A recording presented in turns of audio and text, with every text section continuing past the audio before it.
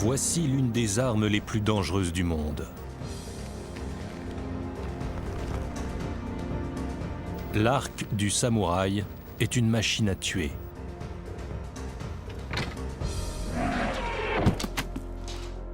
Mais c'est aussi une œuvre d'art, indissociable de l'histoire du Japon. Utilisé sur les champs de bataille depuis des siècles, il tient aujourd'hui encore une place importante dans la culture japonaise. L'arc était une arme courante dans de nombreux pays. L'arc long anglais, ou grand arc droit, est ainsi également considéré comme un chef-d'œuvre. Une série de tests va nous permettre de les départager et nous faire découvrir les guerriers, les maîtres artisans et la philosophie zen qui ont fait l'histoire du Yumi-dake, l'arc des samouraïs.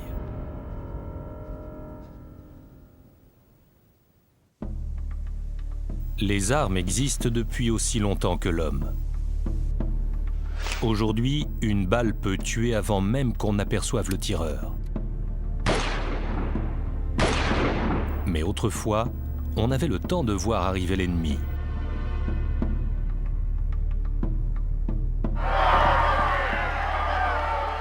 Au fil des siècles, le sabre a beaucoup évolué. C'est lui que l'on associe le plus souvent au samouraï. On sait moins que pendant très longtemps, le yumi a été l'arme principale de ces guerriers d'élite. Au début de l'âge des samouraïs, l'arc était leur arme principale, celle qui avait la plus grande valeur. L'art du samouraï était avant tout la voie de l'arc et du cheval. Le sabre était accessoire. Comme les chevaliers en Europe, les samouraïs constituent l'élite des guerriers.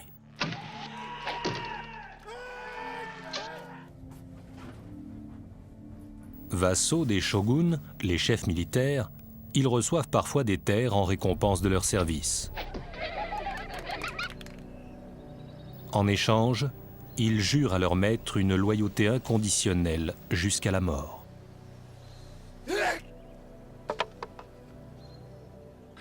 Ces soldats n'ont pas peur de mourir, mais leur science des arts martiaux les rend presque invincibles.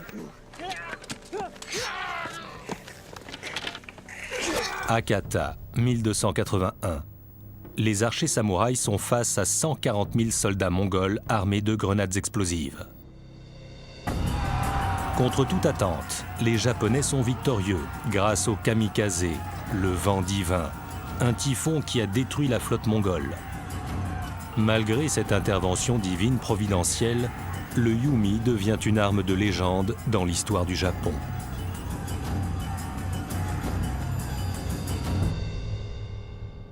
Le yumi a une place à part dans l'archerie de guerre.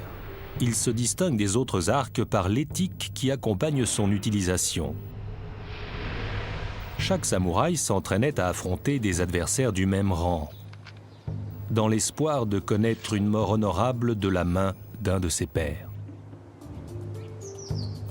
Le yumi était l'arme la plus digne de tuer un ennemi de valeur. Voici une flèche très particulière qu'on n'utilisait pas à la légère. Quand on repérait un général ennemi ou un officier de haut rang, on déclinait son nom. Puis on tirait cette flèche. Si elle faisait mouche et tuait l'adversaire, on considérait qu'il avait eu une mort honorable. En Angleterre, l'arc est l'arme des masses. Tous les hommes entre 15 et 65 ans possédaient un grand arc droit et s'entraînaient tous les dimanches. Ainsi, on disposait d'une sorte de milice que l'on pouvait mobiliser en temps de guerre. C'était notre second amendement. La possession d'un arc était obligatoire. Une éthique différente pour un même type d'arme. Mais comment savoir lequel des deux arcs était le plus efficace il y a plus de 500 ans? Nous sommes au centre d'études balistiques de Wiltshire, au Royaume-Uni.